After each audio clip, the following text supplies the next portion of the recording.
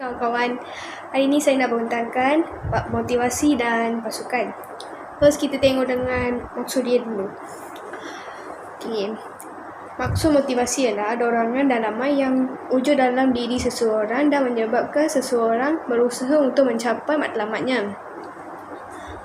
Pasukan pula, satu pasukan berinteraksi secara berterusan dalam sesebuah kumpulan dan bekerjasama untuk mencapai matlamat yang sama. Ada teori motivasi Maslow. Teori motivasi Maslow pertama ialah keperluan mencapai hasrat diri. Maksud dia keperluan untuk maju dan memperolehi kekayaan dengan menggunakan segala potensi yang ada. Motivasi Maslow kedua ialah keperluan penghargaan. Maksud dia keperluan untuk dicapai, dihormati, diberi kedudukan atau status. Teori motivasi Maslow ketiga ialah keperluan sosial. Maksud dia keperluan untuk diterima oleh masyarakat dan menjadi persahabatan dan berkasih sayang.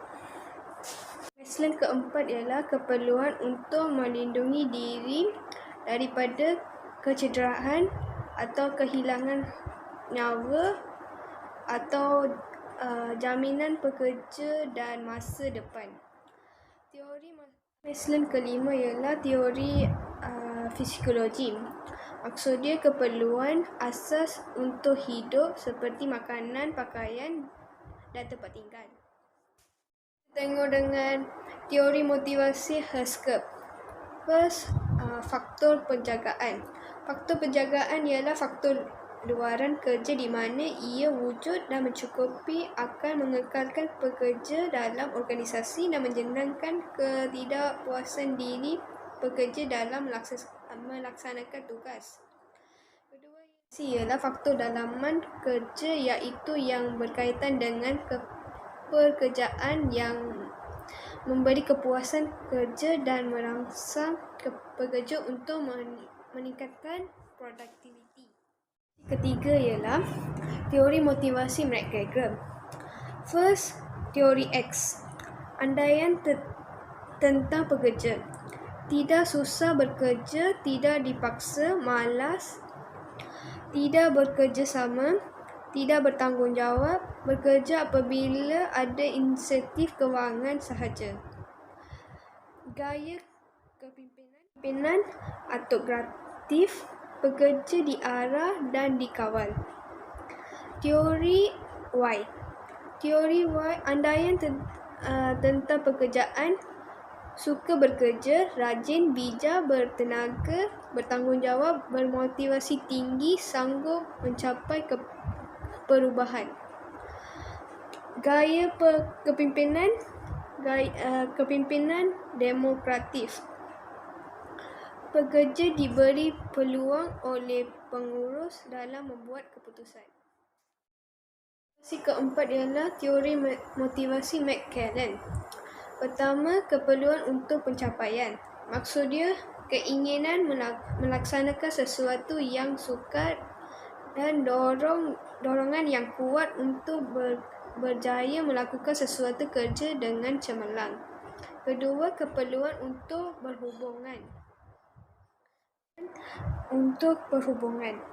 Maksud dia keinginan untuk mengekalkan hubungan peribadi yang rapat, mengelakkan konflik, persahabatan mesra diterima dan disukai organisasi lain. Ketiga ialah keperluan untuk kuasa. Maksud dia keinginan untuk mempengaruhi dan dikawal oleh organisasi lain dan bertanggungjawab atas orang lain. Mula pasukan. Kepentingan pasukan ialah pertama, menjalin kerjasama. Setiap ahli kumpulan saling berbantu antara satu sama lain dan melaksanakan tugas masing-masing. Kedua, boleh melakukan pelarasan. Berbincang bagi mengelakkan tindakan kerja dan mengelakkan pembaziran masa dan wang. Ketiga, mampu meningkatkan daya pengeluaran. Kerjasama dalam meningkatkan daya pengeluaran setiap ahli dan pengetahuan dan perkongsian maklumat, kemahiran dan mampu meningkatkan daya pengeluaran. Contohnya kerjasama dalam meningkatkan daya pengeluaran setiap ahli dan pengetahuan, perkongsian maklumat dan kemahiran dapat digabung jalin dengan mudah. Keempat, hasil kerja lebih berkualiti. Contohnya hasil kerja berkualiti dapat memberi kepuasan kepada semua pihak dan pasukan, mudahkan ahli berbincang dan berkongsi idea dengan ahli kumpulan lain. Pembangunan modal insan. Contohnya boleh meningkatkan kualiti ahli kumpulan sebagai pekerja yang terbaik. Pula proses pembuatan pasukan. First, pembuatan. Peringkat ini mengenalkan individu memasuki ke dalam pasukan. Kedua, peributan. Wujud konflik persaingan menyebabkan timbulan rasa kekurangan kesatuan dalam pasukan. Ketiga, penyesuaian. Wujud keadaan yang harmoni apabila semua konflik dapat diselesaikan. Melaksanaan. Mula bertindak melaksanakan tugas masing-masing dan saling menyokong antara ahli. Penangguhan. Apabila tugas disempurnakan, maka matlamat dapat dicapai. Itu saja proses pembuatan pasukan. Sekalian, terima kasih.